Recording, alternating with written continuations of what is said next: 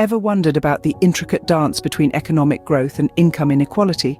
How one seemingly fuels the other, yet somehow, a balance seems to emerge over time. Today we're going to explore this fascinating relationship, guided by the powerful tool of a theoretical framework in research. Picture this. A study is underway. It's aimed to unravel the complex relationship between economic growth and income inequality. To navigate this labyrinth, the researcher turns to established economic theories, one of which is the Kuznets curve. The Kuznets curve, conceived by economist Simon Kuznets, suggests an intriguing pattern.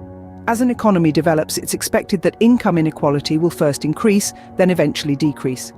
It's this theory that forms the theoretical framework for the researcher's study. Now, the researcher doesn't simply accept the Kuznets curve at face value. Instead, they put it to the test using real-world data as their crucible. Economic data from a plethora of countries spanning the last 100 years is collected and examined meticulously. And what does this empirical evidence show?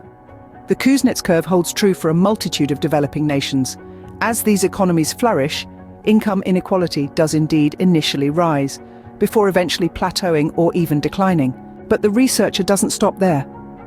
They push further, extending their analysis to countries with differing economic policies and structures. An interesting pattern emerges.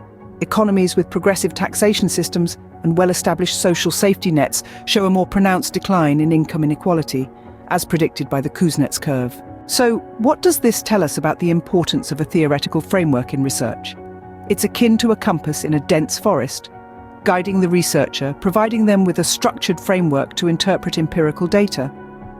The researcher tests the theoretical concept against the touchstone of real-world data, thereby demonstrating the practical utility of the theoretical framework. In this case, it was instrumental in elucidating the relationship between economic growth and income inequality. So next time you think about income inequality and economic growth, remember the dance of the Kuznets curve and the vital role played by the theoretical framework that brought this interaction to light.